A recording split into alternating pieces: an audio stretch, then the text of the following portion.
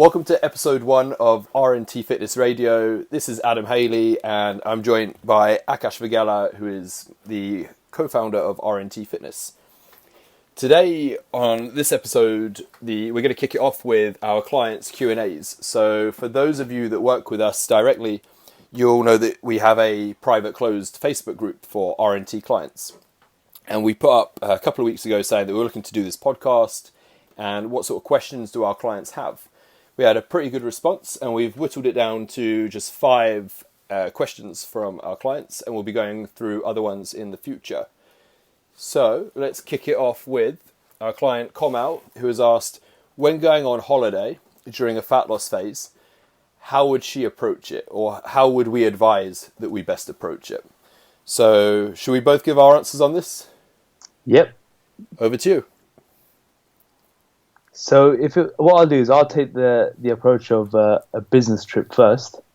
So I think if it's a business trip that you're going on, you want to try and maintain as much routine as possible.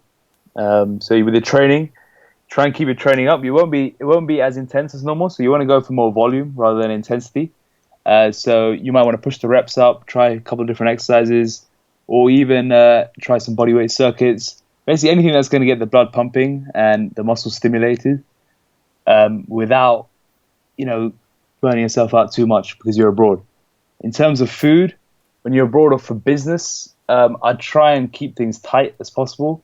So you may want to drop things down to 3 meals a day and go lighter during the day and save your bigger calorie meals towards the end of the day when you're probably going to be out entertaining clients. But yeah, I think that's probably the best way to maintain it on a business trip. Yep. So what would you do on a more of a leisure holiday, Adam? What would I do? So what I tend to tell my clients is that if this is a holiday and we're talking like a once to twice per year holiday, you've been saving up for, you've been looking forward to, it's family time, then you do have to enjoy it somewhat. So my advice from a nutrition standpoint to most of my clients is that earlier in the day, I'll try and get them to eat more sort of lean proteins, vegetables and so on. So at breakfast, I'll try and advise that they go for highly satiating foods like eggs and smoked salmon, Greek yogurt, and allow themselves like a treat or two, but just don't go in on the buffet, the all-you-can-eat breakfast with 3 or 4 plates. Keep it protein rich, keep it heavy on the proteins. Is that what you do? This is what I do. Sometimes. Anyway, I digress. Lunchtimes, I'll tell them to do the same thing. Maybe like make the most of seafood and stuff. Throughout the day, try and stick to low calorie drinks. So I think the biggest thing that kills progress or has clients putting on lots of excess weight when they're on holiday is like sugary cocktails. So I try and advise them to stay away from those. Try and drink as much water and diet sodas and stuff as possible. And then what I get them to do is in the evening, I allow them to relax. So I like my clients to still enjoy their food during the day, but just keep it kind of mindful. But then in the evening, get dressed up, go out for dinner, have a few cocktails, have a few glasses of wine, have a 3-course meal. Don't binge, but enjoy it. So my advice for the clients really from the nutrition side of things, trying to keep things semi-tight on holiday is you're there to enjoy it at the end of the day, but in moderation. So breakfast and lunch and throughout the day, just be mindful. When it comes to dinner, just relax, go enjoy it, be with the people that you're around. From a training point of view, I get my clients, and this is what I practice myself, is I'll pack my gym clothes with me. And if I get in and I fancy training while I'm away, I'll do it. I'll hit the gym. But my rules when I'm on a holiday is that I'm not going to follow a structured exercise program. I'm on a holiday, I'm there to enjoy myself. So I'll pick body parts I enjoy training, I'll pick exercises that I enjoy doing, and I'll just make up as I go along. On the flip side of that, if I pack my gym stuff, I get on holiday, and I just really don't want to go to the gym, I won't force it. I'll relax. That's my body telling me that it needs a break. And then I'll just hit it twice as hard when I come back, and my motivation is sky high. It's often a good time to time your deloads during the leisure holidays, right? Yeah, work your nuts off, working into the holiday, those final 2-3 weeks, drive the numbers up the lifting, perhaps increase volume slightly, go harder on the diet, get those last couple of pounds off before you go away. And it's almost like, one, you create a little bit of buffer in terms of body fat, And two, as you say, you're pushing yourself in the training front, so you time it perfectly to be able to just take a step back and just play it by ear. I'm not going to tell my clients that really enjoy training to abstain from the gym, because if that's their kind of mental downtime and they get to mid-afternoon, they want a break from their family and they want to go hit the gym for 45 minutes, go do it. But just perhaps loosen the structure a little bit. Don't think you have to hit these numbers, and just kind of play it by ear, play it by feel, get a good pump. And just remember that you're on holiday. Like this, you only get this opportunity a few times a year maybe, so just make the most of it. What you don't want to do is be that hermit that doesn't even enjoy their evening meal, doesn't drink a drop of alcohol, nails the gym 4 times a week on holiday, and then they get back and 2-3 months later they're looking back thinking, I wasted that. Yeah, for sure. But with the business trip side of it, if you're going away regularly, then ignore the advice I've just given, go for Akash's advice. Yeah, I think you should maintain your training if you're going for business. If it's business and if it's regular trips abroad, definitely. But if this is your family holiday that's a couple times a year, you've worked hard, enjoy it. Happy with that? That's all. Yeah, that's pretty much it for perfect traveling and training. Okay, so the next one is from Mark, and it's what are our thoughts on IIFYM, which is an acronym for If It Fits Your Macros. So did you want to take this one? Do you want to define it before we start? Yeah, sure. Okay, so If It Fits Your Macros is basically a concept whereby your trainer or coach will set you a protein, a carbohydrate, and a fat target, similar to Akash and I do. And then really there's little thought in the way of what foods you use to reach it. So that's what it's become anyway. So you'll have people using MyFitnessPal, and they'll log like lattes and coffees and stuff to hit their protein intake. They'll count the protein from that, and it can get to the stage of using suboptimal foods, which then impacts digestion and so on, which can become counterproductive. Typically the clients might not use like complete proteins as well, so you have that diminished muscle protein synthesis response. So I said that you would start, but now that I've started defining it and going into it, I'm just going to carry on, and then we'll come back to you. The spreadsheet, if you're an RNT client, you've been given the spreadsheet, we've built in an element of If It Fits Your Macros to it. Yeah. So If It Fits Your Macros really is flexible dieting. But what Akash and I believe in is having that flexibility coupled with structure for, say, 80% of the time, and picking food choices that we know you're going to digest well and have good nutritional profiles. Do you agree with that? For fat loss, I don't see any real benefit of doing it. Just because if you're in a hard calorie deficit, you don't want the little calories you do have coming from such, poor quality nutrients, and they're not going to satiate you. So you'd rather go for chicken and broccoli, for example, rather than, Pop-Tart. Yeah. But I think in muscle building phases, it does have a bit of application. We both talk about how we think most skinny guys eat too clean, especially if they have such large calorie demands. That's where I think IIFYM can have some application. Would you agree there? Yeah, 100%, so long as digestion is on point. Yeah. So obviously, we use Rice Krispies and Cocoa Pops and things like that. Yeah. And that's purely because they digest very well, they're very easy to eat, very high carb, so that works perfectly. But I know for me, because I suffer with digestive issues, if I do go and purposely put in junk that I don't agree with, then it ends up counterproductive in that I then don't want to eat my next meal because I'm still trying to digest this one. So you're absolutely right, go for some hyperpalatable foods. Don't be afraid in a muscle building phase, if your calories are high, of putting in some, air quotes, some unclean foods. Just make sure that you still digest those unclean foods well. Yeah. And there's no real black and white answer on that. We're all different. Yeah, that goes across the board though, right? It's always got to be... That's everything. That's muscle growth, fat loss, that's set meal plan. I mean, talk about, clean foods, for example. We use this analogy during the seminars that, sweet potato is looked at as a clean food, but it cripples me. Yeah. I mean, I've told you this for years that it cripples me. But actually, just in Florida last month, the month before, one of the evenings we ate out, and I think went to like this, what was it called? The Polite Pig or something. Anyway, it was like a pulled pork type restaurant thing. That Bodie's kind of thing. Yeah, like that sort of food. So, greasy food, but relatively well digested. Anyway, so I'd ordered a pulled pork, and I think I had like a baked white potato, and it was absolutely fine. Olivia had sweet potato fries, and they tasted really bloody good. So I had a few of those, and she said to me, "I thought you don't digest sweet potato too well." And I said to her, "No, typically I don't, but should be okay." Honestly, I had like a few mouthfuls of them, and within 15 minutes, like I was in so much pain. Really? Yeah, genuinely. My stomach was like a beach ball. I stood like side on. We went into like a couple of shops afterwards, and I turned side on and said to her, like, "Look, this is what it does." She's like, "Whoa, that's all you've done." And all I had the pulled pork, which I digest absolutely fine. I had my baked white potato, and then we shared like a sugar-free, like a Coke Zero or something. And I literally maybe had like 6, 7, 8 of these sweet potato fries, and they just killed my stomach. Do you think it makes a difference in how you cook it? Well, I've tried it different ways. So I've tried it like Nando's sweet potato mash. That hurts me. I've tried baking it myself. That hurts me. These sweet potato fries, that hurts me. There's just something in sweet potato that for me, and this isn't me demonizing it. This isn't me saying clients don't eat it. It's a great food for a lot of people. It's high in fiber and so on. But for me, it cripples my stomach. So this is what I mean about finding foods that you digest well.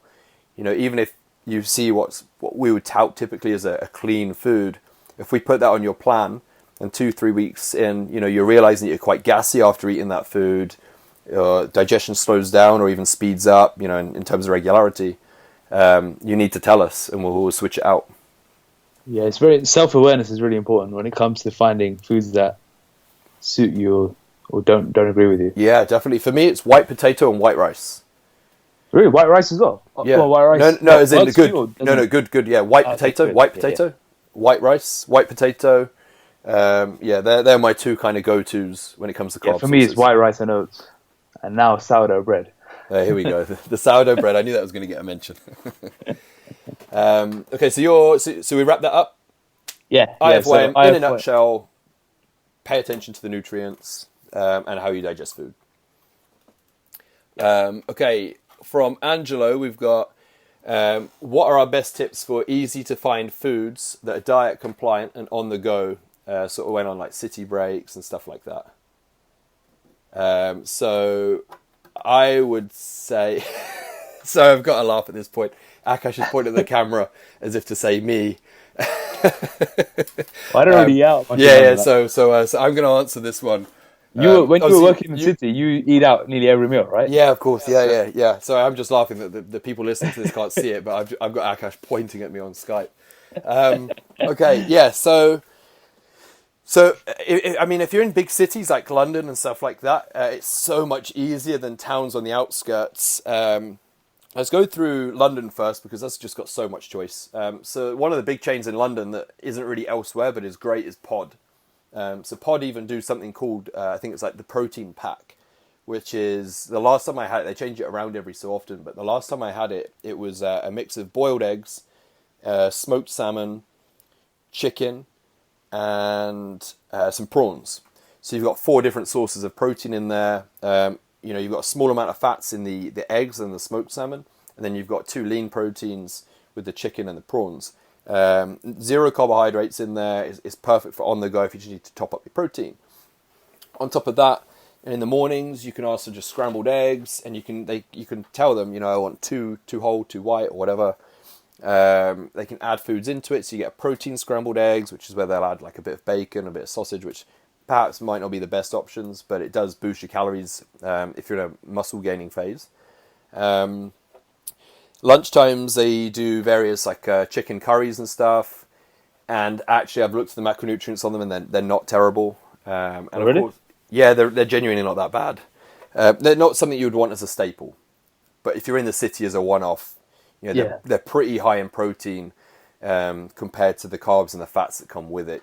Typically when you're eating out and about fast food, the protein content, you're looking at like 10 grams for a portion, and you're loaded with carbs and fats, so the ratios are off. Whereas with Pod, typically you're getting a good 20-25 grams of protein, which is great.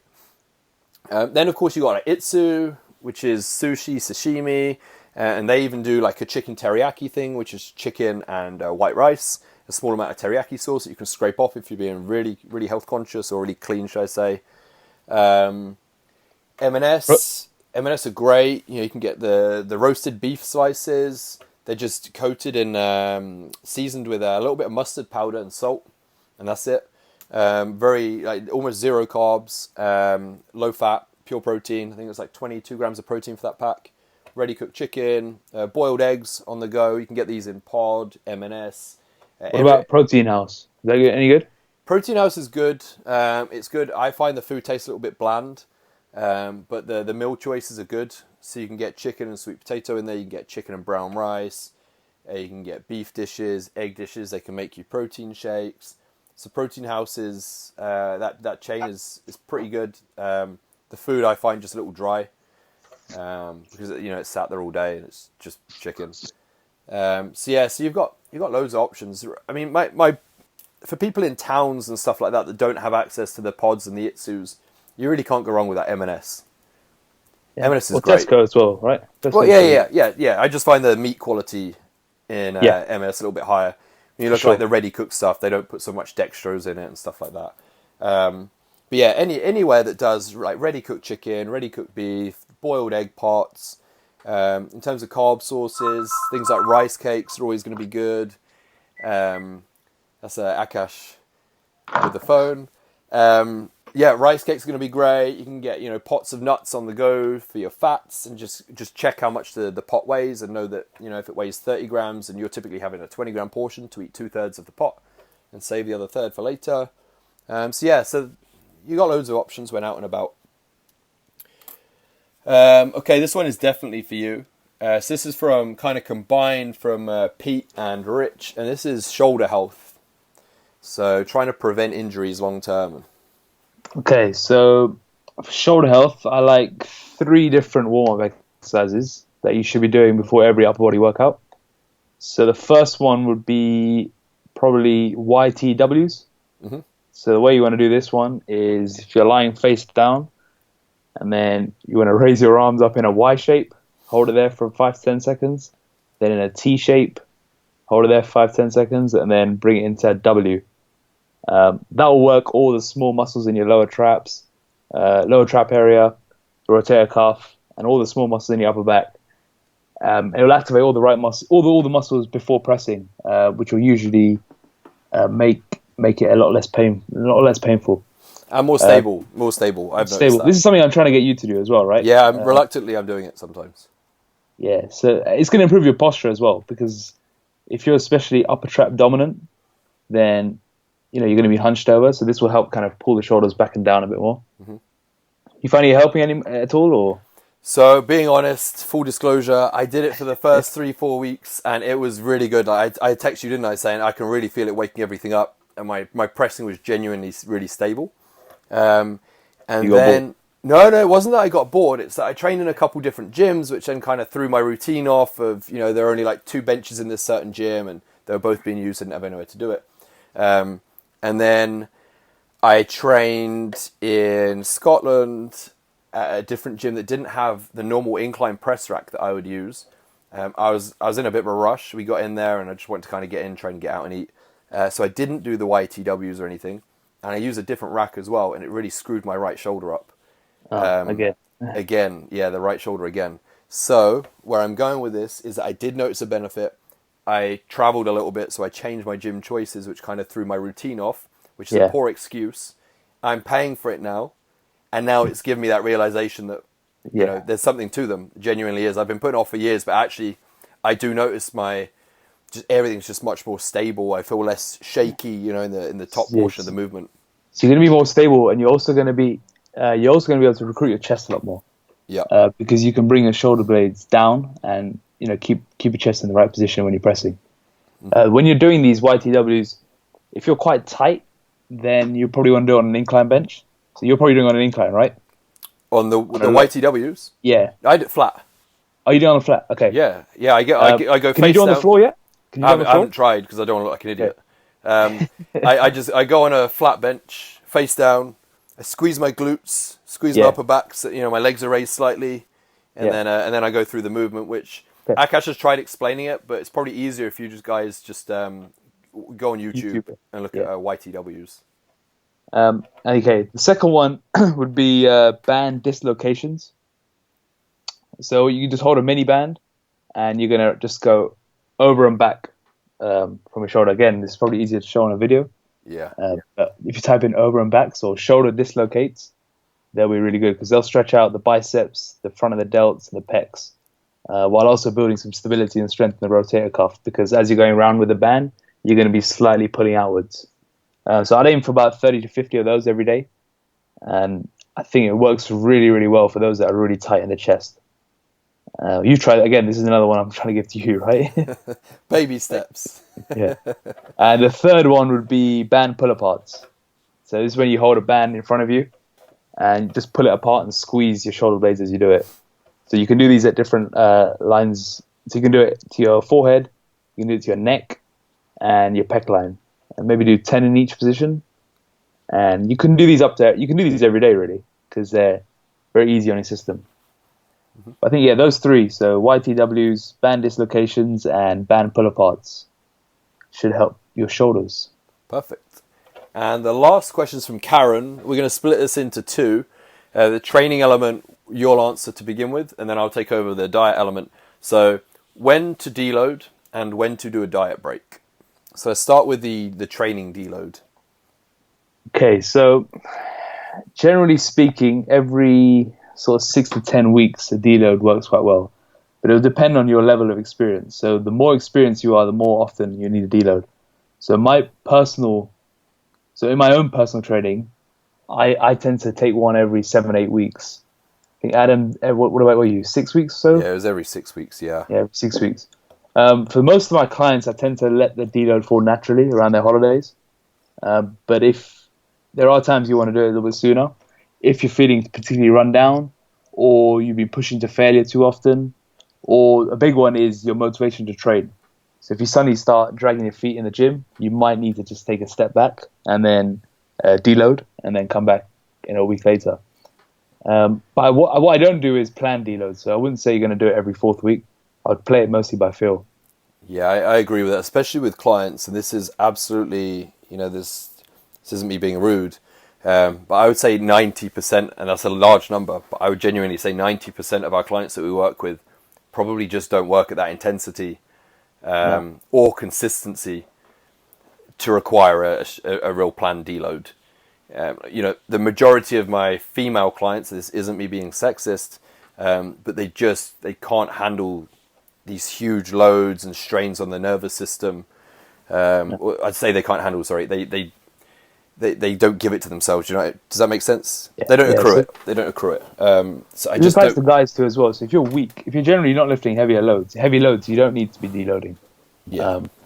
I think the motivation to train would be probably the biggest one. Mm-hmm. Yeah, and then when you're doing a deload, what I would do is, say you've got a holiday coming up, for example, you can, like Adam said earlier, you can push it a little bit harder, go for PBs, add volume a little bit more. And then when you do take the deload, you can either back off the loads by 10 to 20%, or you can, if you're feeling really mentally drained, take 3 to 7 days off and then come back a week later.